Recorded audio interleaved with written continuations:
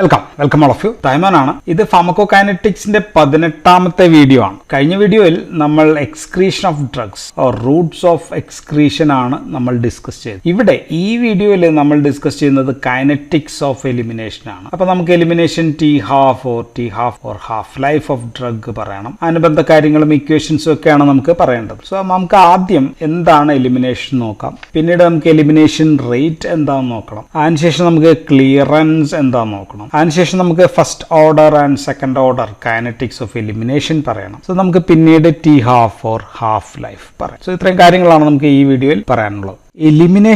Elimination എന്ന് പറഞ്ഞു കഴിഞ്ഞു കഴിഞ്ഞാൽ the removal of drug out of the body, ശരീരത്തിൽ നിന്ന് മരുന്നിനെ പുറന്തള്ളുക. So the drug is remove to outside. ഇത് എത്ര എന്ന് പറയുന്നതാണ് എലിമിനേഷൻ റേറ്റ് എന്ന് പറയുന്നത്. എലിമിനേഷൻ റേറ്റ്, ഹൗ ഫാസ്റ്റ്, എത്ര വേഗത്തിൽ, എത്ര, ഹൗ മച്ച്. സോ ഇത്രയും കാര്യങ്ങളാണ് നമ്മൾ എലിമിനേഷൻ റേറ്റിൽ പറയാം. നമുക്കറിയാവുന്നൊരു കാര്യം, ശരീരം മരുന്നിനെ ഒറ്റയടിക്കല്ല റിമൂവ് ചെയ്യുക എന്നുള്ളതാണ്, അല്ലെങ്കിൽ എലിമിനേറ്റ് ചെയ്യുക എന്നുള്ളതാണ്. ഒരു ഓർഗനിലൂടെയുമല്ല പുറന്തള്ളുക. പ്രത്യേക സമയമെടുത്ത് വെള്ളത്തിൽ അലിയുന്നതാക്കി മെറ്റബോളൈസ് ചെയ്താണ്, എന്നിട്ടും പല റൂട്ടുകളിലൂടെയാണ് പുറന്തള്ളുന്നത്. So metabolism itself is a part of elimination or the first step of elimination. മെറ്റബോളിസത്തിന്റെ കൈനറ്റിക്സ് തന്നെയാണ് എലിമിനേഷന്റെ കൈനറ്റിക്സ്. സോ റീനൽ എലിമിനേഷൻ ആണ് പ്രധാനമെന്ന് നമ്മൾ പറഞ്ഞിരുന്നു. സോ ലിവറിലൂടെയും മറ്റ് ഓർഗൻസിലൂടെയും ഒക്കെ മരുന്നിനെ പുറന്തള്ളും. നമുക്കിത് എത്ര അളവിലാണ് പുറന്തള്ളുക എന്ന് പറയണം. സോ അത് പറയാനാണ് നമ്മൾ എലിമിനേഷൻ റേറ്റ് എന്ന് വാക്കുകൊണ്ട് ഉപയോഗിക്കുന്നത്.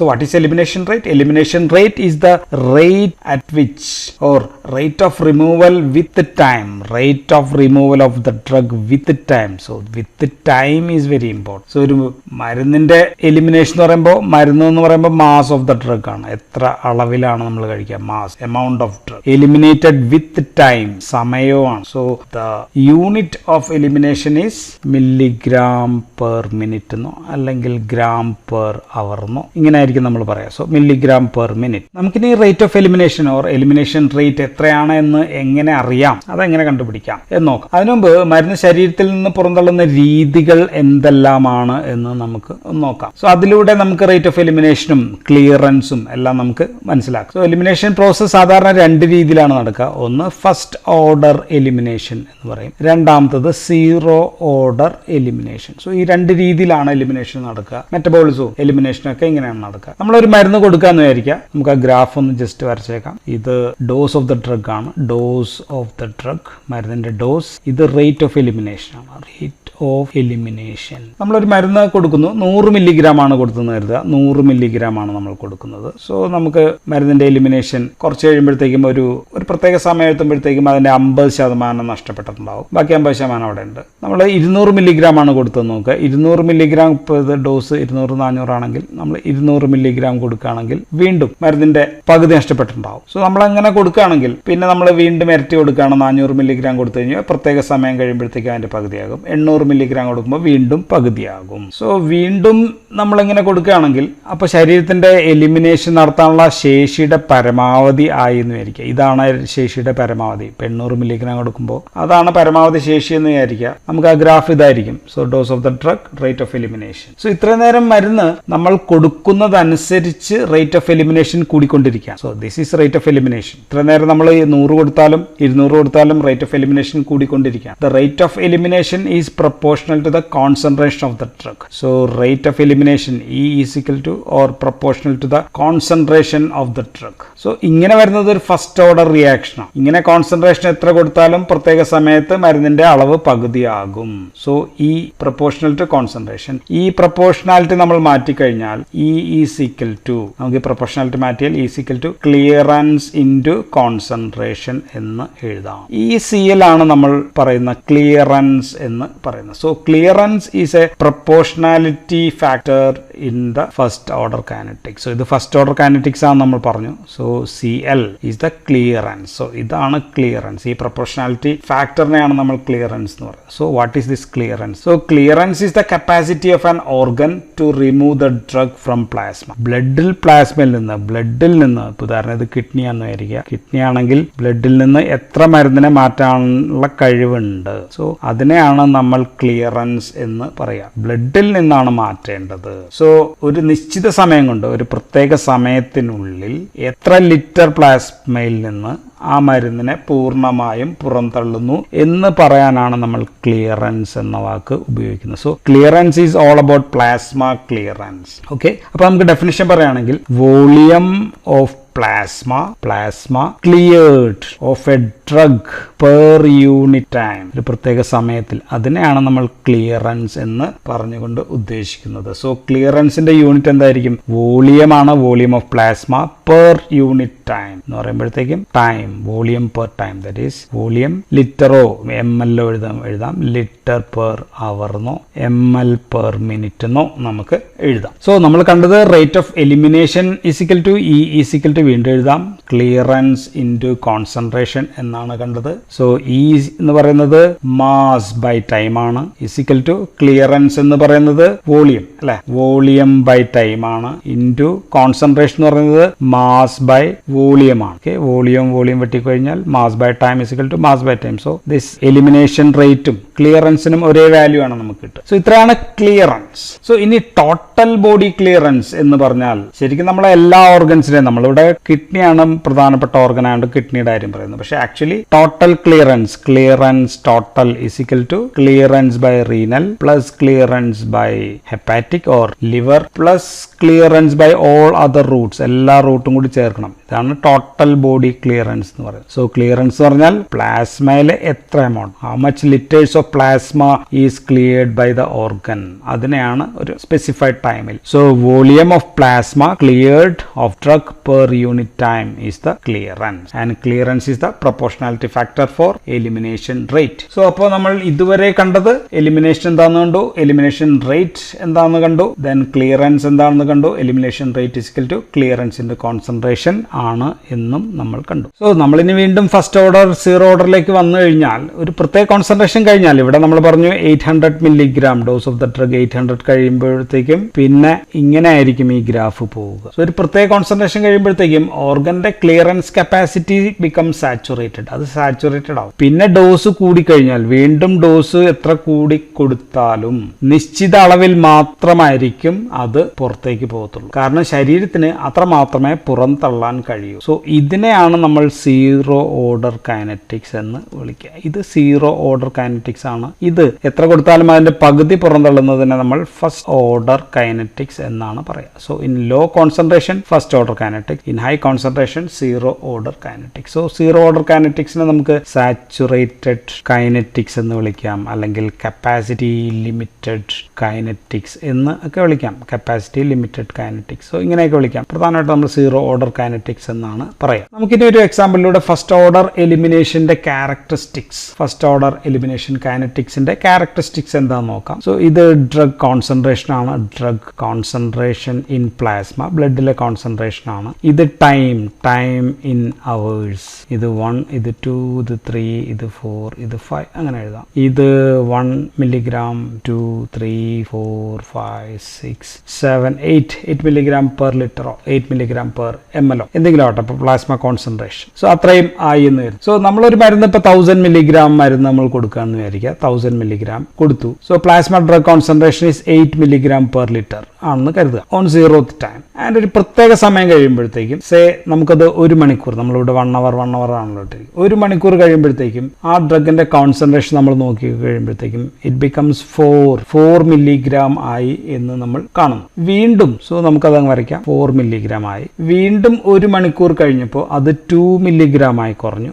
വീണ്ടും 1 മണിക്കൂർ കഴിയുമ്പോൾ അത് 1 മില്ലിഗ്രാം ആയി കുറഞ്ഞു. വീണ്ടും 0.5, 0.25 ഇങ്ങനെ ക്രമമായിട്ട് താഴ്ന്നതായിട്ട് നമുക്ക് മനസ്സിലാക്കാം. സോ ഇവിടെ ഒരു നിശ്ചിത നേരം കൊണ്ട്, ഒരു പ്രത്യേക സമയം 1 അവർ ആണ് ഇവിടുത്തെ സമയം, മരുന്നിന്റെ അളവ് കുറയുന്നത് പ്ലാസ്മയിൽ എത്ര മരുന്നുണ്ട് എന്നതിന്റെ പ്രപ്പോർഷണൽ ആയിട്ടാണ് എന്ന് നമുക്ക് കാണാം. 8 മില്ലിഗ്രാം ആകുമ്പോഴത്തേക്ക് 4 ആയി, 4 മില്ലിഗ്രാം എന്നുള്ളത് 2 ആയി. സോ എത്ര മരുന്നുണ്ട് അതിന് നേർപകുതിയാവുന്നു നിശ്ചിത സമയം കൊണ്ട്. ഈ നിശ്ചിത സമയത്തെ നമുക്ക് T12, ഇതിനെ നമുക്ക് T12 എന്ന് പറയാം. നമ്മൾ ഈ മരുന്നിന്റെ അളവ് 8 മില്ലിഗ്രാം പെർ ലിറ്റർ എന്നത് 32 ആക്കിയാലും, ഇവിടെ അങ്ങോട്ട് കൂട്ടി നമ്മൾ 32 മില്ലിഗ്രാം പെർ ലിറ്ററോ ml ആക്കിയാലും, അല്ലെങ്കിൽ ഈവൻ 64 ആക്കി എന്ന് കരുതുക, 64 ആക്കിയാലും നിശ്ചിത സമയം കഴിയുമ്പോൾ എന്ത് സംഭവിക്കും? നിശ്ചിത സമയം കഴിയുമ്പോൾ നേർപകുതിയായിട്ട് ചുരുങ്ങും. സോ ഇങ്ങനെ ചുരുങ്ങുകയാണെങ്കിൽ നമുക്ക് പറയാം the drug is undergoing first order kinetics. So first order kinetics വഴി എലിമിനേറ്റ് ചെയ്യുന്ന ഡ്രഗ് ആണെന്ന്. So the attributes or characteristics of first order reactions or first order kinetics is എന്തൊക്കെയാണെന്ന് നോക്കിക്കഴിഞ്ഞാൽ, 1 ആദ്യത്തെ നമുക്ക് പറയുന്നത് elimination of drug. Elimination is proportional to the concentration of drug in plasma. So elimination is proportional. That means increased concentration, increased elimination. എടാ 64 ആകുമ്പോൾ 32 ആകും, 8 ആണെങ്കിൽ 4 ആകും. So decreased concentration, decreased elimination. But it is proportional to plasma concentration. 64 32 ആണ് ആവുന്നത്, 32 16 ആണ് ആവുന്നത്, 8 4 ആണ് ആവുന്നത്. So whatever may be, there is a proportionality. ഇതാണ് ഒരു ക്യാരക്ടറിസ്റ്റിക്. ഇനി രണ്ടാമത്തെ ക്യാരക്ടറിസ്റ്റിക് നമുക്ക് പറയാനുള്ളത് time required to eliminate half of the drug is constant. 8 4 ആവുന്നതും 16 8 ആവുന്നതും അല്ലെങ്കിൽ 64 32 ആവാനും time is constant, 1 hour ആണ്. So this is 1 hour. Time is constant. അതാണ് രണ്ടാമത്തെ ക്യാരക്ടറിസ്റ്റിക്. മൂന്നാമത്തത് നമുക്ക് പറയുന്നത് constant proportion of drug is eliminated in urine. Constant proportion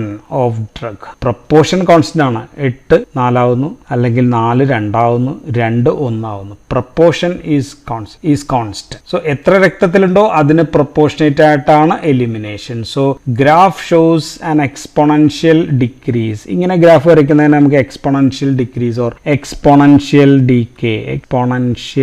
decay എന്ന് നമുക്ക് പറയാം. ഇനി ഒരു കാര്യം കൂടി നമുക്ക് പറയാനുള്ളത്, അറ്റ് ലോവർ കോൺസെൻട്രേഷൻ, കുറഞ്ഞ കോൺസെൻട്രേഷനിലെ almost all drug shows first order kinetics except alcohol. Alcohol ഒഴിച്ച് ബാക്കി എല്ലാ മരുന്നും കുറഞ്ഞ ഡോസിലാണെങ്കിൽ they will show first order kinetics. So in low concentration almost all drug shows first order kinetics except alcohol. Majority of drugs നമ്മൾ കഴിക്കുന്ന 95% മരുന്നും first order kinetics വഴിയാണ് eliminate ചെയ്യുന്നത്. നമ്മൾ സീറോ ഓർഡർ കൈനറ്റിക്സ് നോക്കി കഴിഞ്ഞാൽ ഇതും പ്ലാസ്മ കോൺസെൻട്രേഷൻ ആണ്, ഇത് ടൈം ഇൻ അവേഴ്സ് ആണ്. സോ 8 mg/L തന്നെയാണ് കോൺസെൻട്രേഷൻ വെച്ചിരിക്കുന്നത്. So zero order kinetics or saturable kinetics or capacity limited kinetics ആണ്. സോ 8 mg എന്നത് നമ്മളൊരു പ്രത്യേക നേരം കഴിയുമ്പോഴത്തേക്കും, സേ 1 hour, ഇത് 1 hour ആണ്, 1 hour കഴിയുമ്പോഴത്തേക്കും 6 mg ആയിട്ടുള്ളൂ എന്ന് കരുതുക. കാരണം നമ്മൾ അങ്ങനെ കരുതാൻ കാരണം നമ്മുടെ ശരീരത്തിന്റെ കപ്പാസിറ്റി 2 mg/L മാത്രമേ ഉള്ളൂ എന്നാണ് നമ്മൾ, ബിക്കോസ് ഇറ്റ് ഈസ് സാച്ചുറബിൾ, അത്രയാണ് കപ്പാസിറ്റി ഉള്ളൂ എന്ന് കരുതുക. വീണ്ടും ഒരു 1 hour കഴിയുമ്പോഴത്തേക്കും 6 എന്നുള്ളത് 4 mg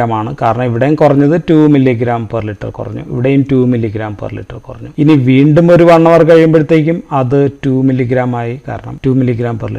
വീണ്ടും കഴിയുമ്പോഴത്തേക്ക് തീരുകയോ അല്ലെങ്കിൽ കോൺസെൻട്രേഷൻ കുറയുമ്പോഴത്തേക്കും it can obey first order kinetics ആവുകയും ചെയ്യാം. എന്തായാലും ഈ കോൺസെൻട്രേഷനിലെല്ലാം നമുക്ക് 2 mg/L വീതമാണ് ഒരു അവറിൽ എക്സ്ക്രീറ്റ് ചെയ്യുന്നത്. So if you draw A line we get A linear graph. So linear graph ആണ് നമുക്ക് കിട്ടുക, എക്സ്പോണൻഷ്യൽ ഗ്രാഫ് അല്ല നമുക്ക് കിട്ടുക. സോ ഇവിടെ എന്താണ് പ്രശ്നം എന്ന് വെച്ച് കഴിഞ്ഞാൽ, ശരീരത്തിന് ഒരു ഡ്രഗിനെ എലിമിനേറ്റ് ചെയ്യാനുള്ള ശേഷി ഇവിടെ നമ്മൾ പറഞ്ഞിരിക്കുന്നത് 2 mg/L മാത്രമേ ഉള്ളൂ. നമ്മളിപ്പോൾ 8 എന്നുള്ളത് 16 ആക്കി കഴിഞ്ഞാൽ എന്ത് സംഭവിക്കുക? അപ്പോഴും 2 mg കുറയും. 2 mg കുറഞ്ഞിട്ട് 14 mg ആകും. അത് 32 ആയി കഴിഞ്ഞാൽ 32-ൽ നിന്ന് 2 കുറഞ്ഞ് 30 mg/L നിൽക്കും. So there is no exponential decrease. Exponential decrease ഇല്ല. സോ മരുന്ന് ശരീരത്തിൽ അടിഞ്ഞുകൂടാം, and this can lead to toxicity of drugs ഉണ്ടാക്കാം. So in zero order kinetic നമുക്ക് പറയാനുള്ള കാര്യങ്ങൾ, 1 it is capacity of body to eliminate the drug is low compared to concentration. ബോഡിയിലെ concentration അനുസരിച്ച് അത്രയും കപ്പാസിറ്റി ഇല്ല. So capacity is low or limited. രണ്ടാമത്തത് elimination is constant ആണ്. ദാറ്റ് ഈസ് 2 mg/L മാത്രമാണ് എപ്പോഴും എലിമിനേറ്റ് ചെയ്തുകൊണ്ടിരിക്കുന്നത്. And 3, higher the concentration higher will be the T half. Higher the concentration T half will be more. വെച്ച് കഴിഞ്ഞാൽ 16 ആയി കഴിയുമ്പോഴത്തേക്കും 16 14 ആവുന്നുള്ളൂ, 8 ആവുന്നില്ല. So it will take more time to reach 8 ആവാനായിട്ട് കൂടുതൽ സമയം എടുക്കും. So if more the concentration of the drug, more time will be required to eliminate the. ഇനി നാലാമത്തെ കാര്യം പറയാനുള്ളത്, only constant amount of drug is removed from body. ശരീരത്തിൽ നിന്ന് റിമൂവ് ചെയ്യുന്നത് constant amount of drug. Removed only constant amount മാത്രമേ remove ചെയ്യുന്നുള്ളൂ, not that constant fraction. മറ്റേതിനകത്ത് അങ്ങനെയല്ല, കോൺസ്റ്റന്റ് ഫ്രാക്ഷൻ ആണ്. 8 4 ആകും, 4ൽ നിന്ന് 2 ആകും, ഫ്രാക്ഷൻ ആണ്. സോ ഇവിടെ system is saturable system. So ഇതിന് പരിധിയുണ്ട്. സോ സീറോ ഓർഡർ, ഒരു പരിധിക്കപ്പുറം എലിമിനേഷൻ നടക്കില്ല. Okay, so what are the important drugs? ഏതൊക്കെയാന്ന് നോക്കി കഴിഞ്ഞാൽ most important drug is phenytoin. രണ്ടാമത്തത് തിയോഫിലിൻ, നമുക്ക് എഴുതാം തിയോഫിലിൻ. Then alcohol. ഇത് മൂന്നുമാണ് മറക്കാൻ പറ്റില്ലാത്ത മരുന്നുകൾ. ഇനി വേണമെങ്കിൽ നമുക്ക് എഴുതാം ഹൈ മോളിക്കുലാർ വെയിറ്റ് ഹെപ്പാരിൻ, നമുക്ക് എഴുതാം warfarin is another drug. Then high ഡോസിലുള്ള ഏത് മരുന്ന് കൊടുത്താലും എഴുതാം.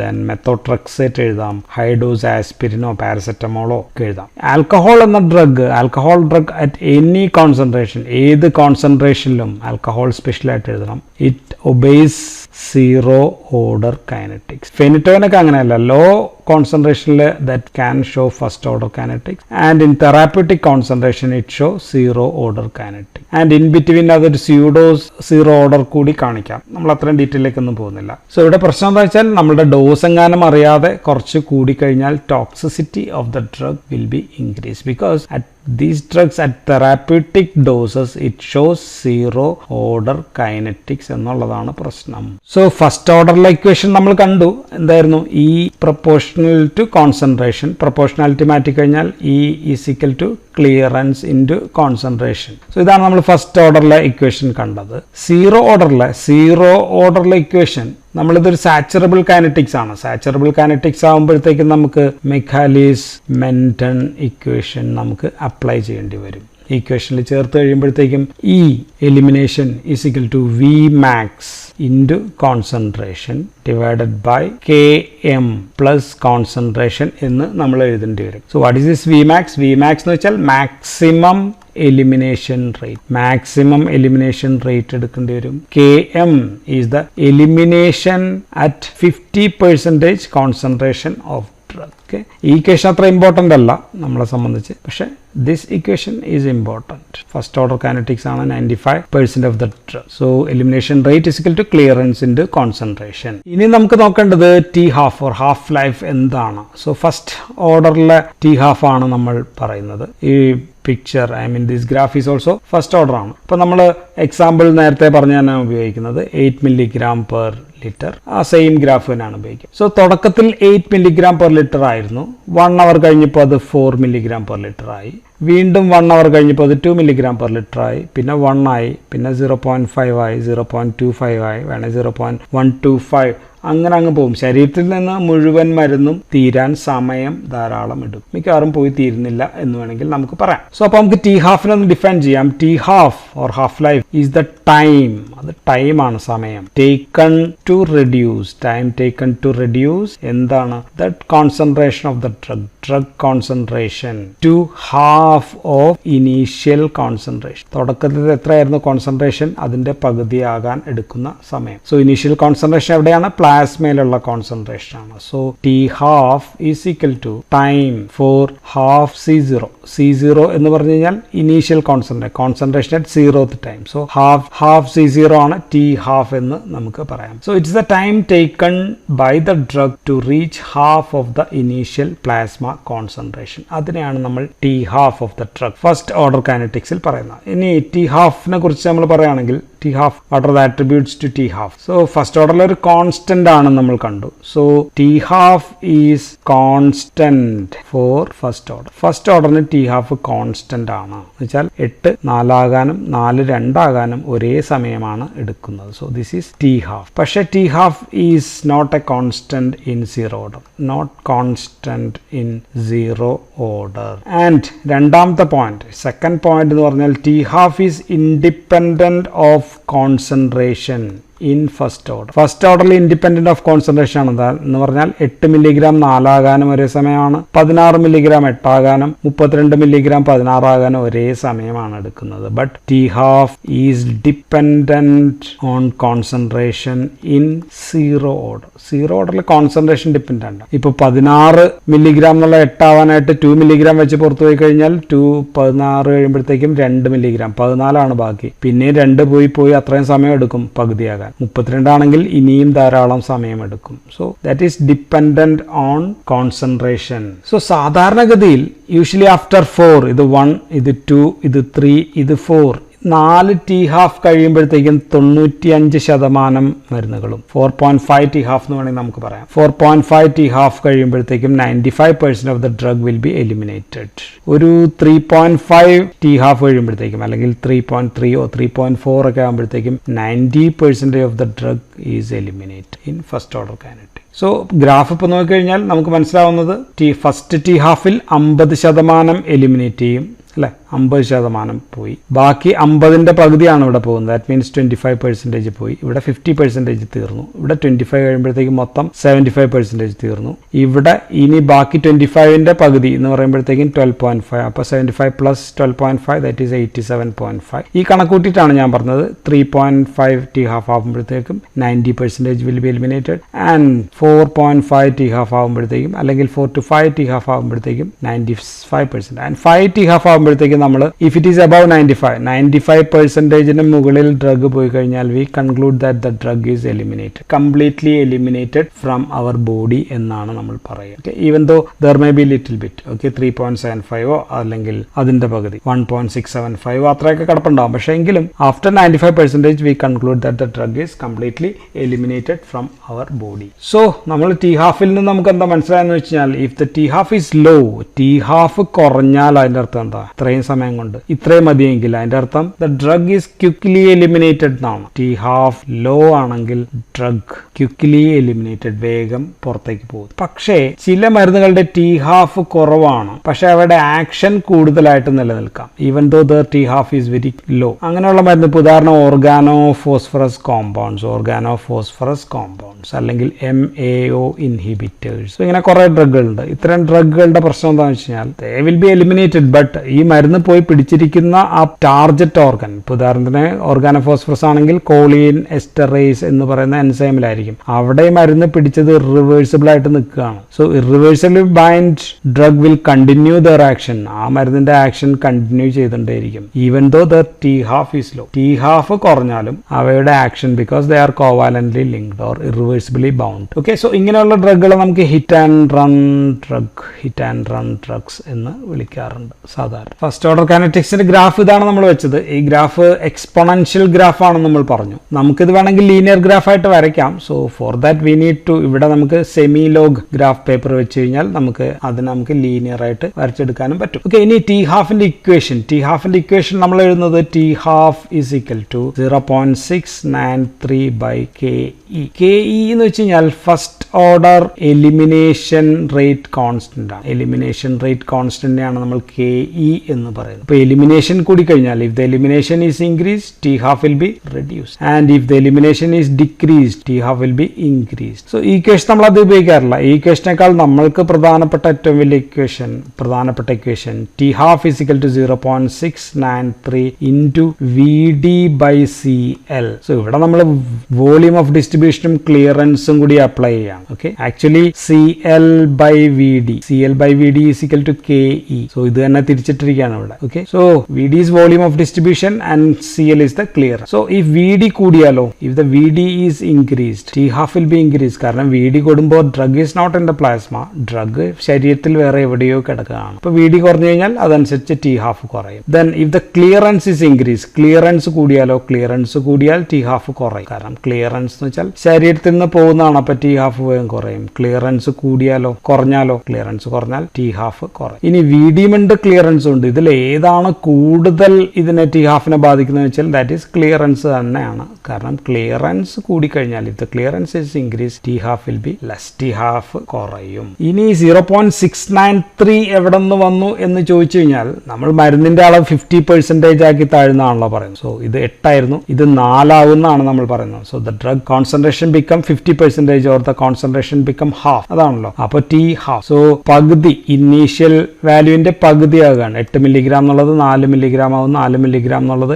2 മില്ലിഗ്രാം ആവുന്നു. സോ അതുകൊണ്ട് നമ്മൾ logarithm of half, log half എടുത്തു കഴിഞ്ഞാൽ, ലോഗരിതം ഹാഫ് എടുത്തു കഴിഞ്ഞാൽ വിൽ ഗെറ്റ് ദ വാല്യൂ 0.693. അതുകൊണ്ടാണ് നമ്മൾ 0.693 എന്ന വാല്യൂ എടുക്കും. സോ ഇതിന്റെ ഡെറിവേഷനിലേക്ക് ഞാൻ പോകുന്നില്ല. ഇനി മറ്റൊരു കാര്യം, ടി ഹാഫിൽ വരുന്ന ഗ്രാഫിലെ സ്ലോപ്പ് ആണ്. ഈ സ്ലോപ്പിനെ ടി ഹാഫിൽ നമ്മളിപ്പോ സെമി ലോഗ് പേപ്പറിൽ നമ്മൾ സ്ട്രെയിറ്റ് ആയിട്ട് വരയ്ക്കുകയാണെങ്കിൽ ഈ സ്ലോപ്പിനെ നമുക്ക് എലിമിനേഷൻ റേറ്റ് കോൺസ്റ്റന്റ് ആയിട്ട് കൺസിഡർ ചെയ്യും. എലിമിനേഷൻ റേറ്റ് കോൺസ്റ്റന്റ്, നമ്മൾ അതിനെ സെമി ലോഗിലെ ഗ്രാഫ് വരയ്ക്കും. So will get A linear graph. ഇങ്ങനെ കിട്ടുകയാണെങ്കിലാണ് നമുക്കത് വരയ്ക്കാൻ പറ്റും. സോ നമ്മൾ ഇതുവരെ മനസ്സിലാക്കിയത് എന്തൊക്കെയാണെന്ന് വെച്ച് കഴിഞ്ഞാൽ elimination rate is equal to, so elimination rate is equal to clearance into concentration എന്ന് നമ്മൾ പഠിച്ചു. ഇനി അത് ഫസ്റ്റ് ഓർഡറിലാണ്. First order. സെക്കൻഡ് ഓർഡറിൽ എലിമിനേഷൻ എന്ന് വെച്ചാൽ വെരി ഇമ്പോർട്ടൻ്റ് അല്ല, നമ്മൾ പക്ഷെ ഇത് എഴുതി V max into concentration by K M plus concentration എന്നാണ് നമ്മൾ എഴുതിയത്. ഇനി നമ്മൾ ടി ഹാഫിന്റെ ഇക്വേഷൻ ഇവിടെ നമ്മൾ എഴുതിയിട്ടുണ്ട്. T half is equal to 0.693 by